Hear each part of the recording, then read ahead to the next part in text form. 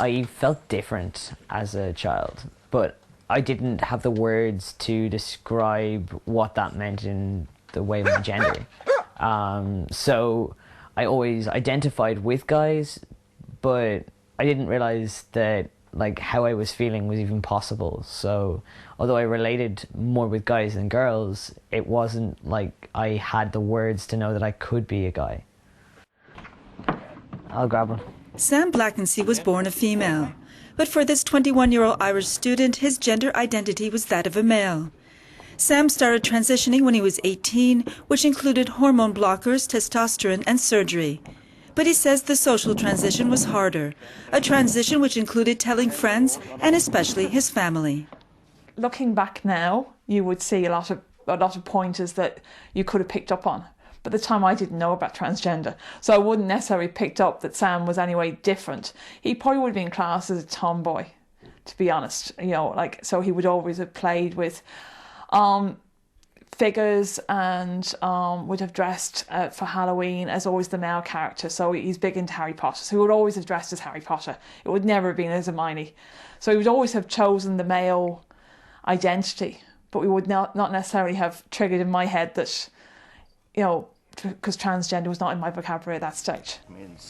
Expressing one's gender identity, but especially having it legally recognised, has been a long battle for the world's transgender community, especially in Ireland. Claire Farrell is 71 years old. She grew up during a time when divorce was illegal and homosexuality was a criminal act. For her, the right to express her gender identity was close to impossible. Growing up, well, back in the 50s, I mean, I was struggling to understand who I was. I mean, I knew in my mind I was a girl, but I also didn't talk about it and didn't express that to my family or other people because I felt that the environment there at that time wouldn't have accepted it.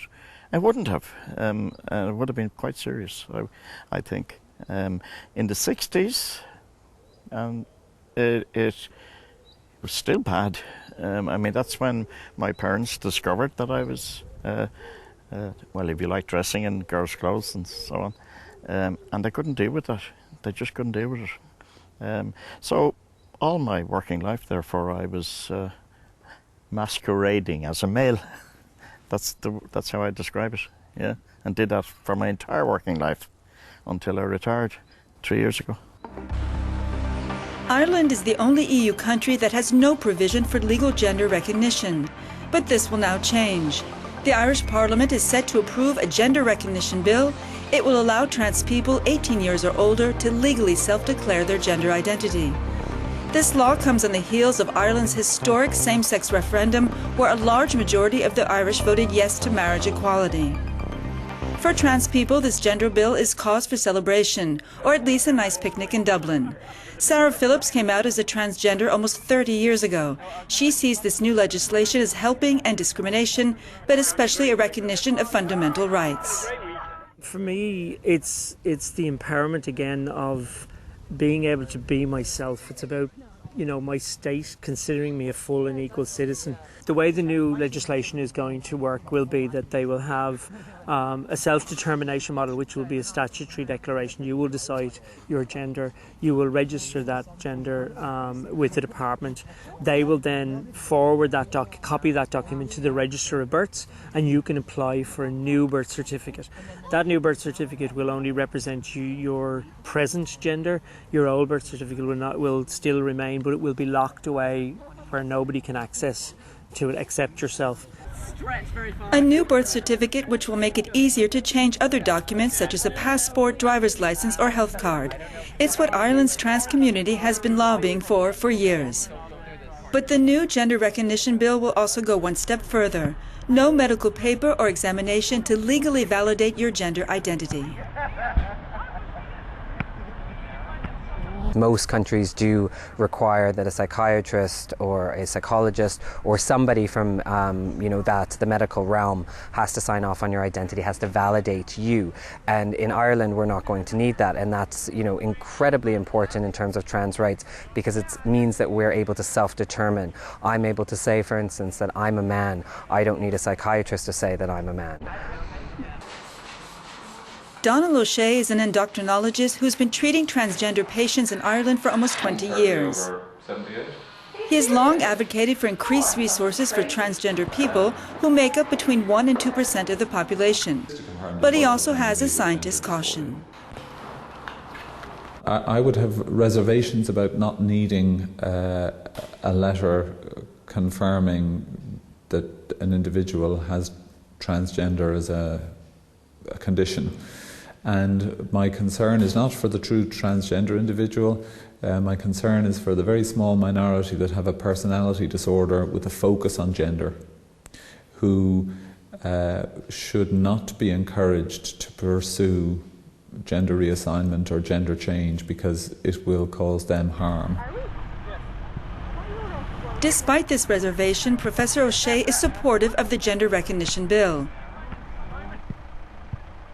And although Ireland's trans community claims there should be no minimum age when it comes to declaring your gender identity, Professor O'Shea says the debate is a sensitive one. I mean, the true transgender knows from as long as they can remember, and from certainly before the age of 5, that they're in the wrong body.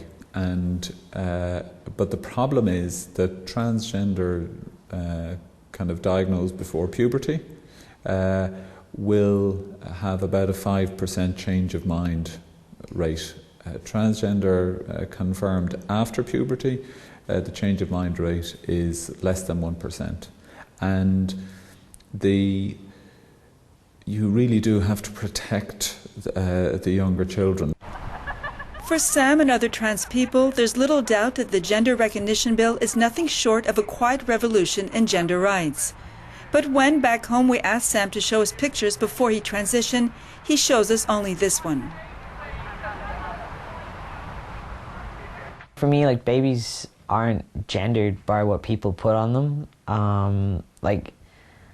You would never know whether a baby's a boy or a girl. It's not something that you can tell until somebody dresses them up in a particular type of clothing. So that's kind of why, for me, baby pictures are so easy to deal with, whereas other pictures I find harder to kind of, remembering is great, but showing people is kind of a lot more sensitive for me, because they don't express who I am now.